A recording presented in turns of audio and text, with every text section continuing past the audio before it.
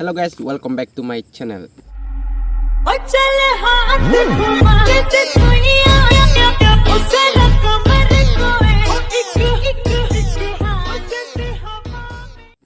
Baik, di sini saya berada di lokasi Kabupaten Malaka, Kecamatan Malaka Barat, khususnya di Desa Onmane. Seperti yang teman-teman lihat, saya lagi berada di Sungai Benenai.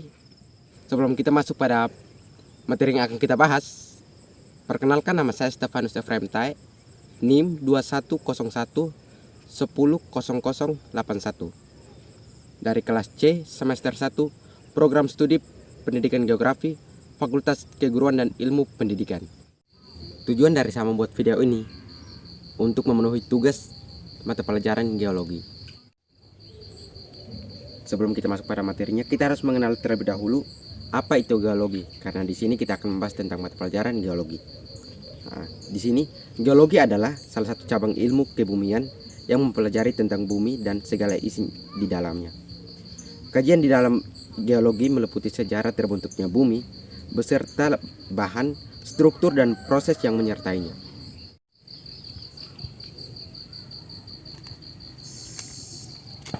Poin yang pertama yang akan kita bahas yaitu sejarah terbentuknya geologi.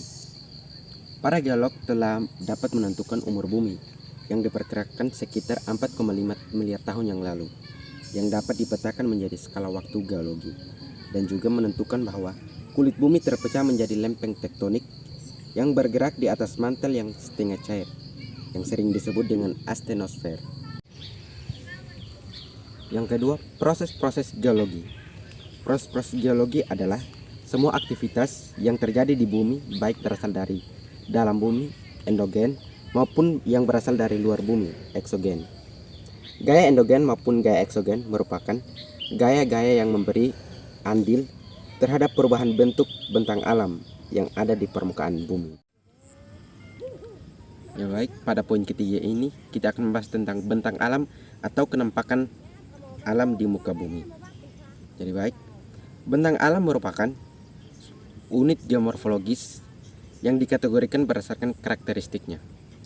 Alam yakni elevasi, kelandaian, orientasi, stratifikasi, paparan batuan, dan jenis tanah. Nah, di sini saya mengambil contoh tentang bentang alam sungai atau yang sering disebut dengan fluvial. Bentang alam sungai atau fluvial ini adalah bentuk-bentuk bentang alam yang terjadi akibat dari proses fluvial. Pada hakikatnya, aliran sungai terbentuk oleh adanya sumber air, baik air hujan, mencarinya es, ataupun munculnya mata air, dan adanya relief permukaan bumi. Baik, kita masuk pada poin keempat ini tentang batuan di lingkungan sekitar. Nah, di sini di Kabupaten Malaka ini ada beberapa jenis batuan. Nah, di sini saya mengambil contoh yaitu batuan sirpi. Batuan sirpi ini adalah batuan sedimen yang berbutir halus yang terbentuk dari pemadatan lumpur dan lempung. Ukuran partikel mineralnya biasanya kita disebut sebagai lumpur. Komposisinya demikian menyebabkan banyak orang memasukkan sirpi ke dalam kategori batuan sedimen atau batuan lumpur. Nah, baik, kali ini kita akan membahas tentang flora dan fauna di lingkungan sekitar, yaitu khususnya di Kabupaten Malaka. Nah, di sini sebelum kita masuk pada pembahasannya, kita harus mengerti terlebih dahulu tentang apa itu flora dan apa itu fauna. Yang pertama itu flora. Flora adalah segala jenis tumbuhan dan tanaman yang ditanam di permukaan bumi. Sedangkan fauna adalah semua jenis hewan yang hidup di permukaan bumi.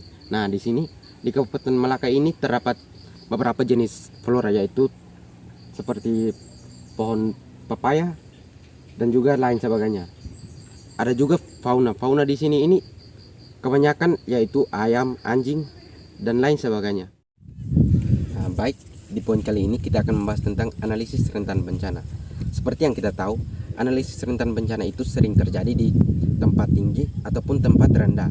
Nah, di sini yaitu di Kabupaten Malaka tersendiri, khususnya Desa Onmane, itu tempatnya sangat rendah dan analisis rentan bencananya itu sering terjadi seperti banjir. Karena di sini Desa Onmane tersendiri, pemukiman rumah atau rumah di sini ini sangat berdekatan dengan aliran sungai. Nah, baik, pada poin kali ini kita akan membahas tentang pemanfaatan lahan. Sebelumnya itu, pemanfaatan lahan adalah suatu usaha memanfaatkan lahan dari waktu ke waktu untuk memperoleh hasil. Nah, di sini di Kabupaten Malaka ini banyak warga-warga setempat menggunakan lahannya sebagai perkebunan, yaitu atau pertanian. Seperti yang teman-teman lihat di belakang saya ini, banyak warga menggunakan lahannya untuk berkebun.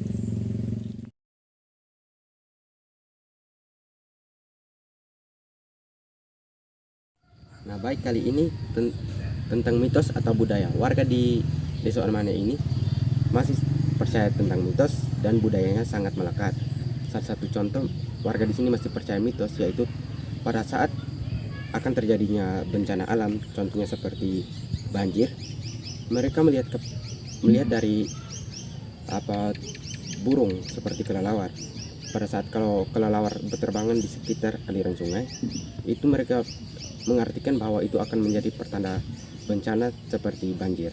Terima kasih. Nah, kali ini saya sudah bersama seorang kakak dari Desa Onmane, khususnya di tempat ini tersendiri. Nah, saya akan mewawancarai kakak ini tentang bencana alam di sini. Nah, apa pendapat kakak tentang bencana alam? Pendapat saya tentang bencana alam sangat meresahkan warga Desa Onmane, karena setiap tahun banyak tanaman, banyak pepadian, banyak jagung yang mati dengan sendirinya tanpa dipanen, segala macam, hasilnya kurang. Jadi pangan di Desa Onmane ini menurut saya sangat rugilah. Bencana alam apa yang sering terjadi di Desa Onmane ini? Bencana alam yang saya alami yang sering terjadi di Desa Onmane seperti contohnya banjir. Yang sering terjadi itu banjir.